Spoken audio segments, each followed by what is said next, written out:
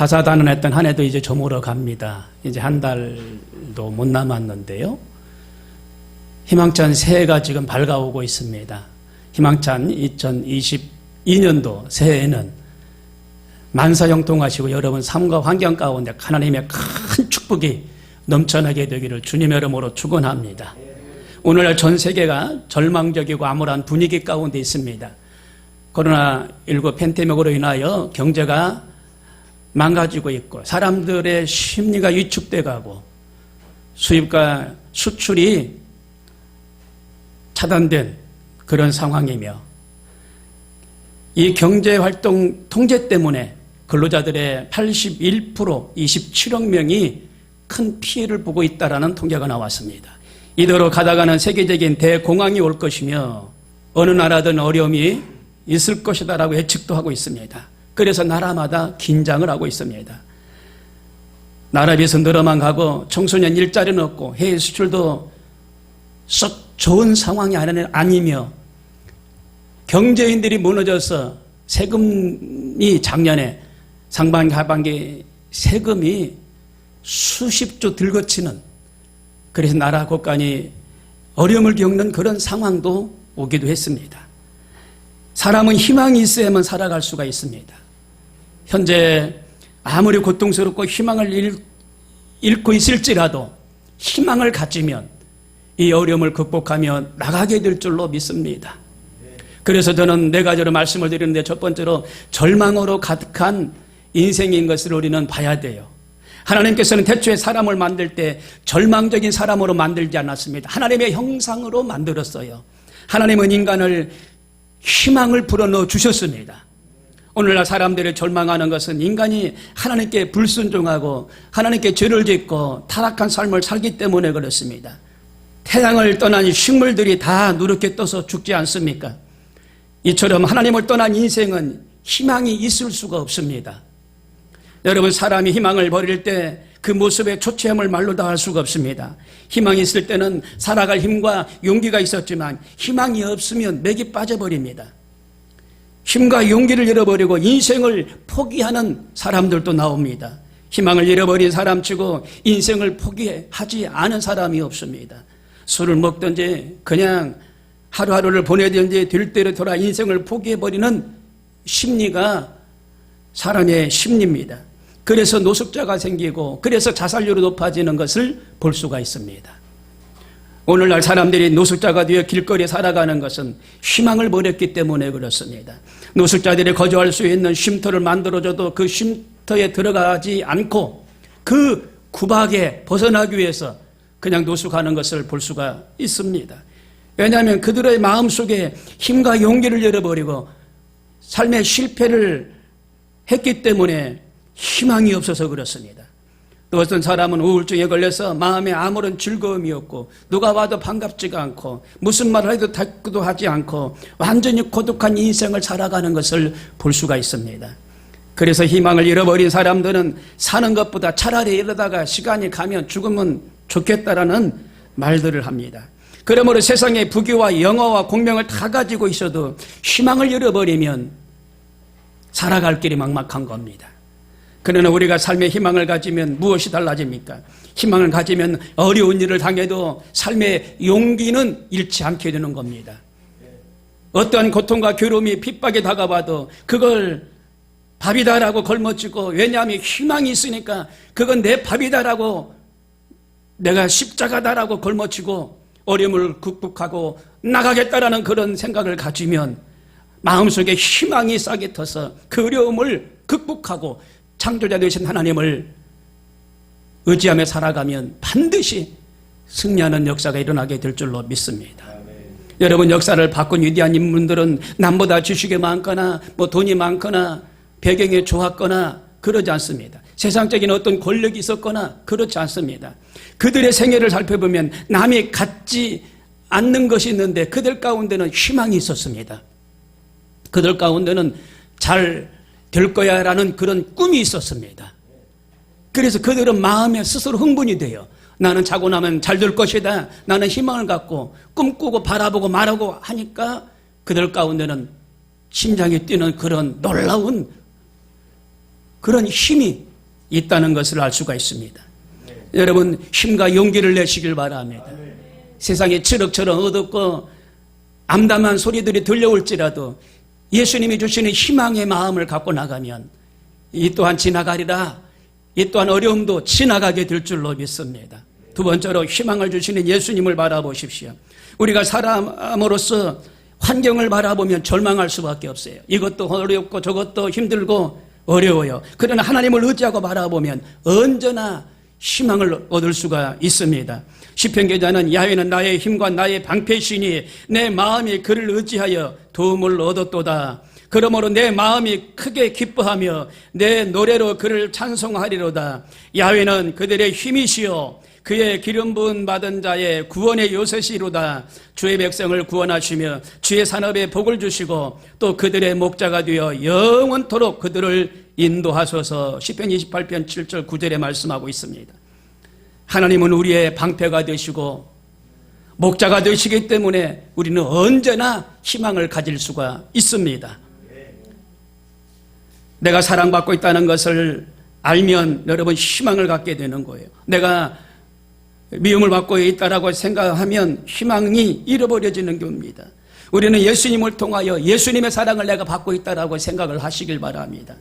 그러면 하나님의 크신 사랑이 우리 가운데 임하는 줄로 믿습니다.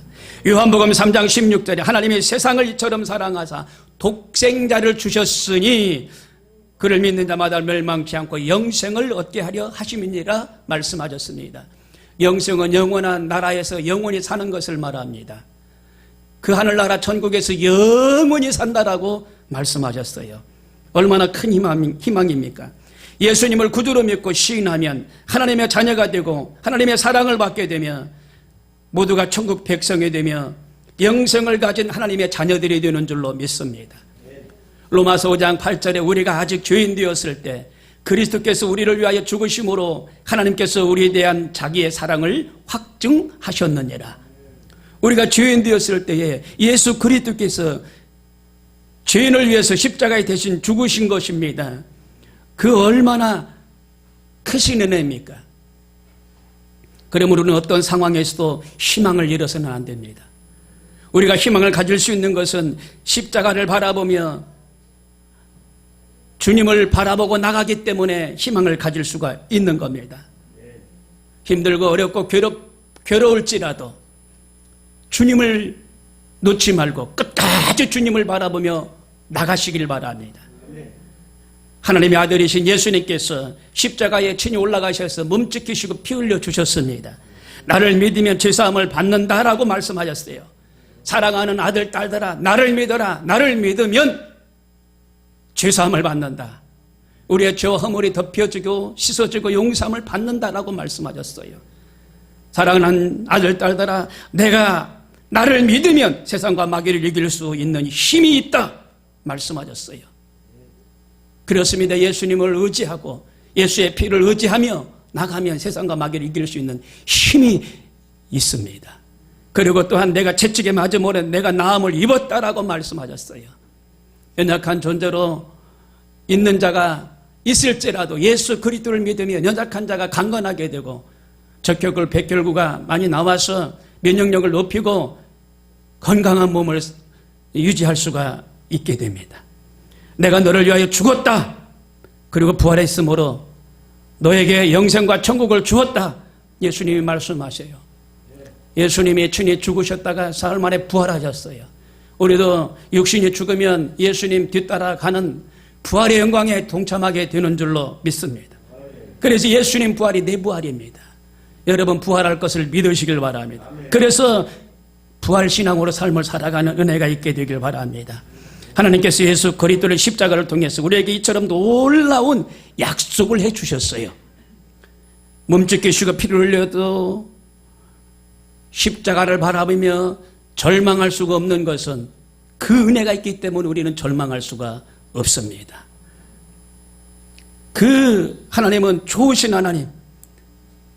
그러므로 어려움을 당할 때 그 하나님을 마음껏 찾으십시오. 그 하나님이 우리 하나님이신 줄로 믿습니다. 또한 세 번째 우리와 함께 하시는 성령님이십니다. 우리 예수 믿는 사람들이 희망을 가질 수 있는 것은 성령님이 와서 우리와 함께 하시기 때문에 희망을 가질 수가 있어요. 성령님은 우리를 위로해 주시는 분입니다. 우리를 돕고 계시는 분입니다. 우리 곁에 와서 친히 우리를 지켜주시는 분이 성령님이십니다. 그래서 우리가 힘을 낼 수가 있는 겁니다. 바람은 보일 수가 없지만 바람이 안 보인다고 바람이 없다라고 말씀할 수가 없잖아요. 바람이 존재하고 있잖아요. 그렇듯이 성령님은 눈에 안 보인다고 안 계신다라고 할 수가 없어요. 눈에 비록 안 보일지라도 성령님은 우리 가운데 와 계신 줄로 믿으시길 바랍니다. 예수님께서 내가 아버지께 구하겠으니 그가 또 다른 보혜사를 너에게 주사 영원토록 너희와 함께 있게 하리니 그는 진리의 영이라 세상은 능히 그를 받지 못하니 이는 그를 보지도 못하고 알지도 못함이라 그러나 너희는 그를 아나니 그는 너희와 함께 거하심이요 또 너희 속에 계시겠음이니라 라고 요한복음 14장 16절에 말씀하셨어요. 성령이 우리 속에 와 계십니다 라고 말씀하셨어요. 보혜사라는 말은 헬라어로 파라클레토스입니다. 곁에 와서 부름을 받고 곁에 와서 돕는 것을 말합니다. 성령님이 우리의 부름을 받고 곁에 와서 도와주고 계셔요. 위로해 주고 계셔요. 그 성령님은 영이신 줄로 믿으시길 바랍니다. 그래서 성령님 나를 좀 도와주세요. 성령님 저를 좀 붙들어 주세요. 성령님 저를 좀 위로해 주시고 힘을 주세요. 간청하면 그 성령님이 도와주시는 줄로 믿습니다. 그리고 네 번째, 여기 바로 이 교회가 희망입니다. 예수 그리스도를 믿는 여러분이 희망입니다. 교회 이름을 에클레시아라고 말하는데 부름을 받은 자들의 모임을 말합니다. 그래서 하나님을 예배하고 경외하며 영광을 돌리는 그런 교회입니다. 우리 각 사람이 바로 주님의 몸된 교회예요. 그래서 우리가 바로 하나님의 성전입니다. 그러므로 아무리 세상이 교회를 흔들고 우리를 비난해도 여전히 교회는 유일한 희망이요 대안인 줄로 믿습니다. 교회는 죄로부터 세상을 구원하는 생명의 공동체이기 때문에 대안이 될 수가 있어요. 이 세상에서 죄의 문제를 해결할 사람은 아무도 없습니다. 사회조직이나 기관이나 공동체에서 이 문제를 해결해 봤다라는 말은 한 번도 들어본지 못했습니다. 죄는요 인간을 파멸로 끌고 갑니다. 그래서 성경에 죄의 삭은 사망이라고 말하고 있어요. 죄는 두려움과 수치심을 열등감을 안겨줍니다. 죄책감에 시달리게 만듭니다. 영적인 침체에 떨어지게 만듭니다. 그래서 인생을 파멸하도록 만드는 것이 죄입니다.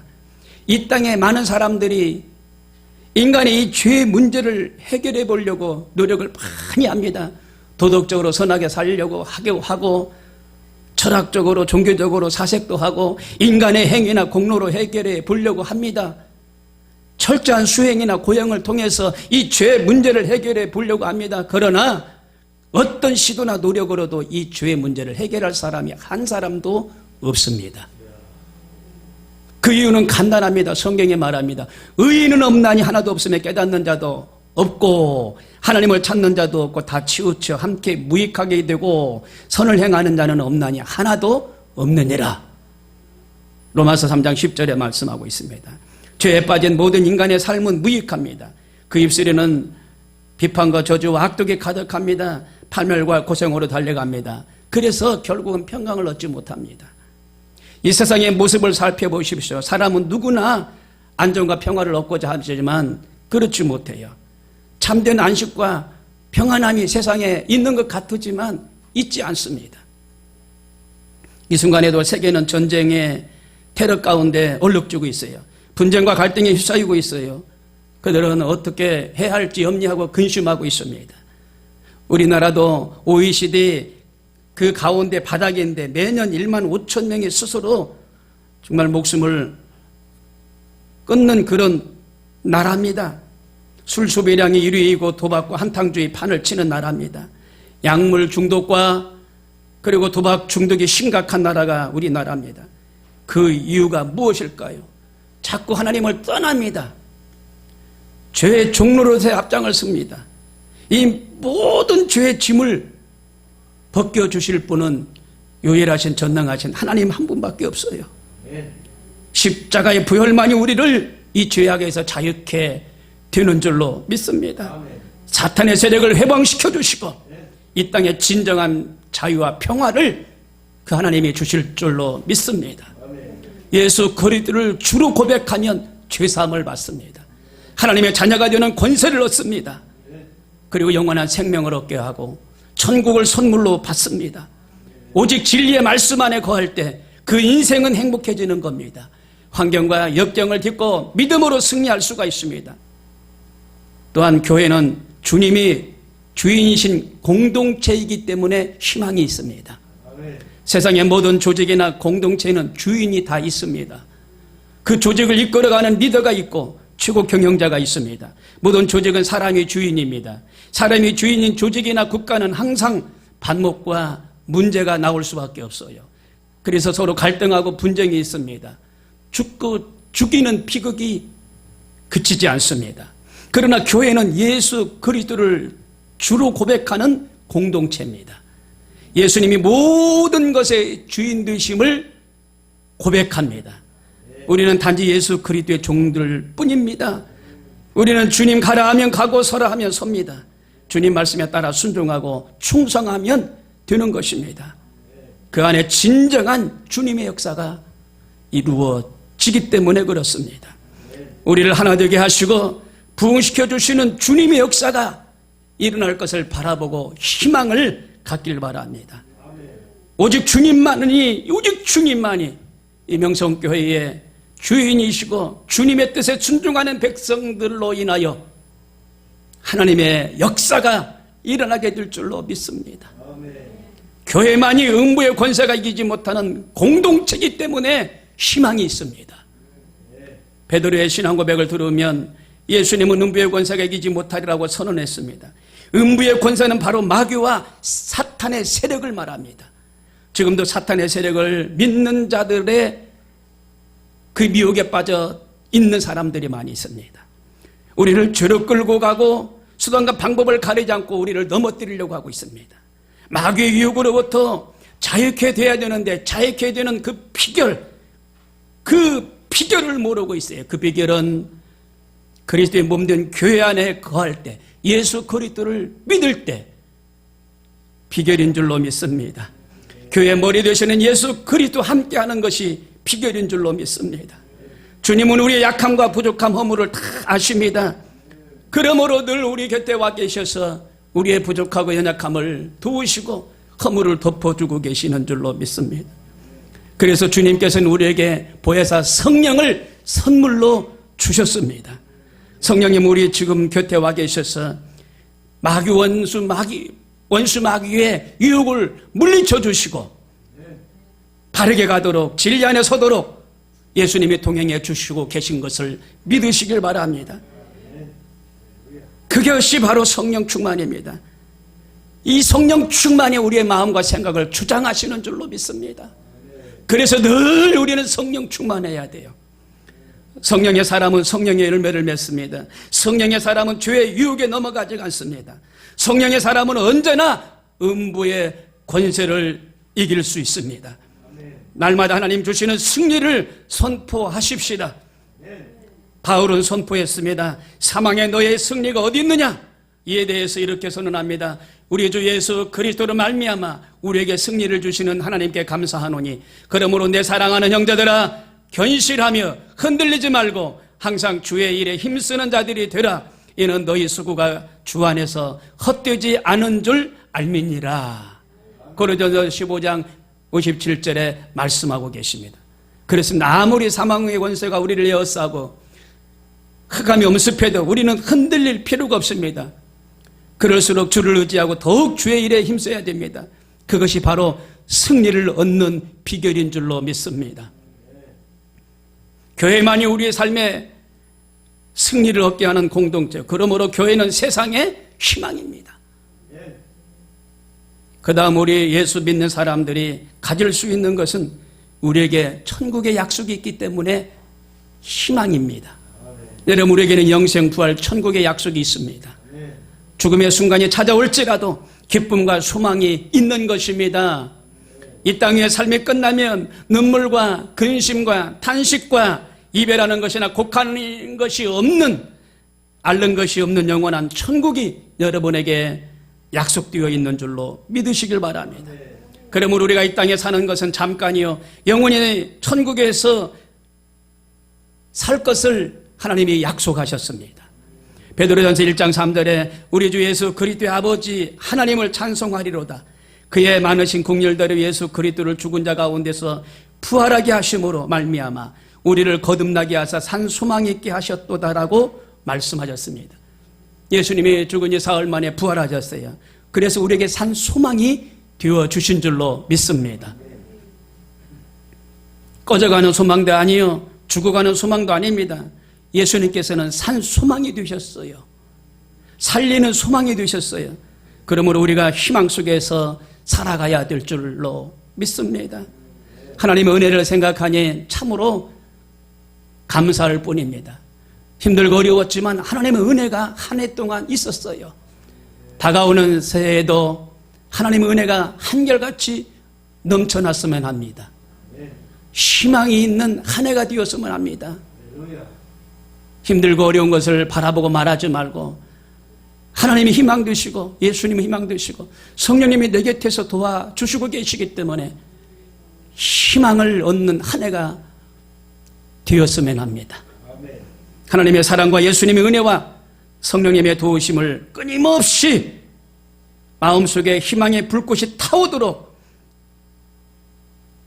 그래서 우리가 버림받지 않고 우리가 낙심하지 않도록 패배하지 않도록 승리하는 삶을 살아갔으면 좋겠습니다. 우리 하나님은 우리에 보이지 않고 귀에 들리지 않고 손에 잡히는 거 없을지라도 하나님은 안 계신 것이 아니에요. 우주 만물을 만드셨기 때문에 우리 만물을 통치하시고 지금도 살아계시는 줄로 믿습니다. 그 하나님은 멀리 구말리 장천에 계신 분이 아니라 하나님은 가까이 와 계신 줄로 믿으시길 바랍니다.